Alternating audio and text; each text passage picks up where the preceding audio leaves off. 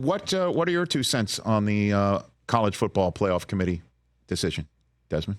Yeah, well, Rich, I look at it this way. I guess I look at it from a player's lens, so to speak, a former player's lens. And you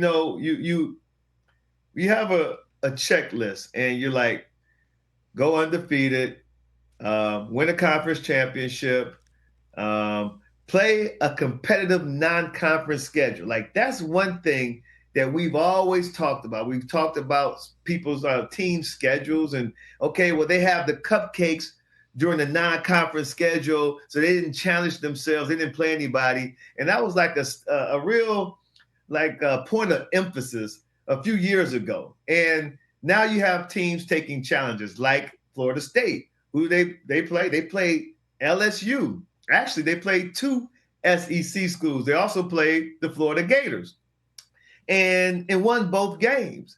So it's like, as a player, you're listening to all of this and everything you're supposed to do, and as a coach too, and you take that risk. You go, you play LSU early in the season, you knock them off, and you run the table, you win the conference championship, and you've done everything you can do. And it seems as though they keep moving the goalposts. And it's just unfair. It's unfortunate because I believe that they did everything that was asked of them as a program to earn the right. Because, people talk about, is it the most deserving team or the best team? Well, you don't deserve anything that you did not earn.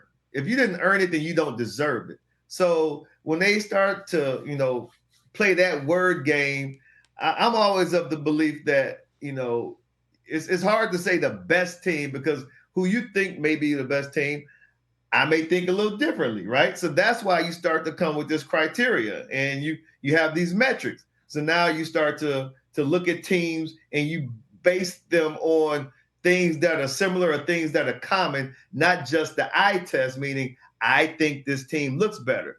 So I thought Florida State did everything that they could possibly do, everything within their power. I thought that the excuse about the quarterback getting hurt is very weak, because it's not like he got in. Well, listen, Jordan Travis went out. We get that. He's not coming back. But Tate Rodemaker, he was concussed. So I'm thinking, Rich, like within 4 weeks, he could be back playing.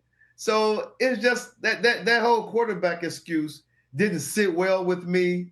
We've seen opportunities in the past where a team may have lost their starting quarterback and the backup quarterback came in and he played great and they won a national championship. So all of that to me was just an excuse just to get an SEC team in the college football playoffs. So I was going to ask you. So you would have had Alabama out, Florida State in? Is what you're saying? Florida State would have been it would have been a flip between Alabama and Texas, because both are sitting there with one loss. Right. And Texas beat Alabama. So honestly, right. I would have thought, and again, just to make sure that, I'm accused of being a homer. This is Me nothing. Too. I know that. I watch ESPN. Used to be on it. That I would have put Texas 4. I would have put Texas 4, Florida State 3 against Washington, and then Michigan, Texas in the Rose Bowl, like 2005. Everybody forgets Vince Young beat us in the Rose Bowl, or Michigan in the Rose Bowl the year before the classic USC-Texas matchup in that wonderful house. Exactly. So that's what I would have done if it, for the right thing. But I understand Alabama is the SEC, and that rules roosts, and there, one of these is not like the other, as the great Commissioner Sankey says. I hear all that Sesame Street talk, So I understand. Wasn't that amazing? One of these is not like the other. I know. Wow. But I also know that what the magic number is, and it's the bag that this sport brings in. I don't know, man. That's what I would have done. Catch the Rich Eisen Show every single day on the Roku channel, 12 to 3 Eastern, for free.